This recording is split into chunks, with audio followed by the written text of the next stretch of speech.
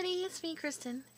I just want to talk a little bit today about, I guess, isolation and mental illness.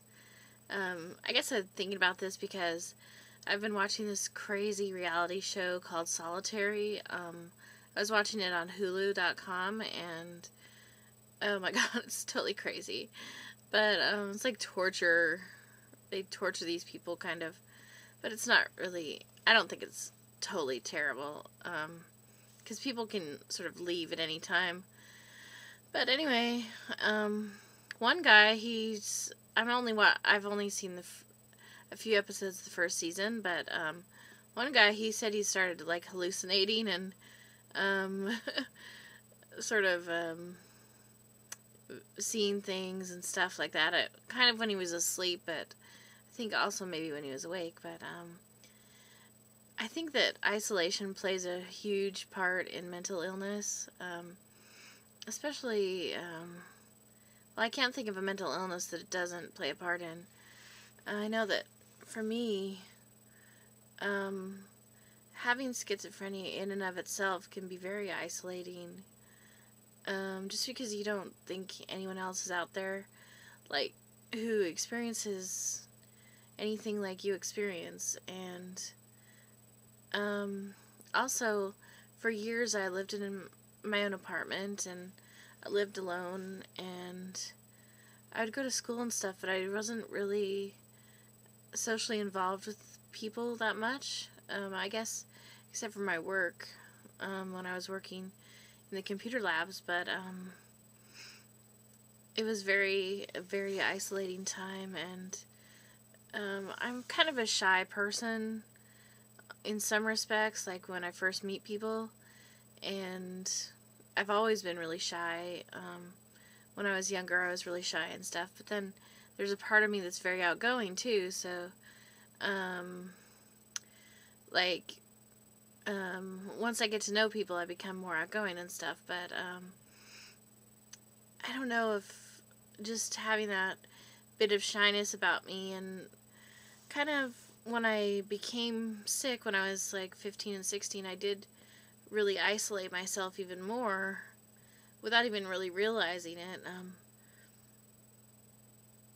So, sorry, I burped. I just had some pop. Anyway, but it really does exacerbate your symptoms when you don't talk to people about what's going on in your mind, and when you are just not even interacting with people. That's why I think even just, interacting with people on the internet, whether it's by, sort of messaging people, or writing to people, or, talking to people online or something, it's better than nothing. Of course, it's probably better to have face-to-face contact with people, but, sometimes it's not always possible. But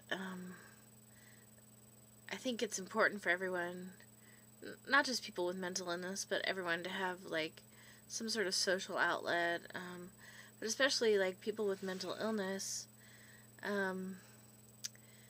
because these problems, bipolar, anxiety, dissociative identity disorder, schizophrenia, depression, all the, plus other things, because they can be so, I guess, they just make you feel like you're weird or different or something. It is important to talk to people who have, some understanding of what you're going through. That's why I guess support groups are helpful, maybe. I mean, I should take my own advice, but I know that I've found a lot of comfort in reaching, finding people on the internet who are in similar situations, or who can relate in some way, and it really has been, I guess, life-altering and helpful. Of course, you need to, like, take your medicine and, go to the doctor, see a therapist, whatever else, but just having people to relate to on a certain level of, you don't have to hide your illness, or, like, I have trouble with people actually believing that I have an illness, and, people who are not really familiar with psychiatry, or who are sort of against psychiatry, oftentimes they're like, there's nothing wrong with you, you should not be taking that medicine, yada yada yada, and I'm just like, that's not gonna help me. So yeah, so it's kind of like disturbing when I run into people who assume to know what my life has been like just because of what I appear like now. So anyway, so I think that anyone who tries to tell you that you, like, should not be taking your medicine, or that you should do what they say instead of what's the best for you, then that's probably not someone who's going to be helpful in your life. But anyway, I guess I just wanted to say that isolation can be very devastating to someone who is mentally ill, and I think it can spur on breakdowns or aggravate your depression. It can certainly aggravate, psychosis, because if you're forced to communicate with people, then it changes, like, it can't cure your schizophrenia or anything, but it can help you sort of, like, maybe understand that you are sick in some ways, or that you need help, or, whatever. Blah, blah, blah. Anyway, I just wanted to say that little bit, and, this show is so weird, this solitary show. I think if I was on that show, I'd either go crazy or I'd do really well. I'm not sure.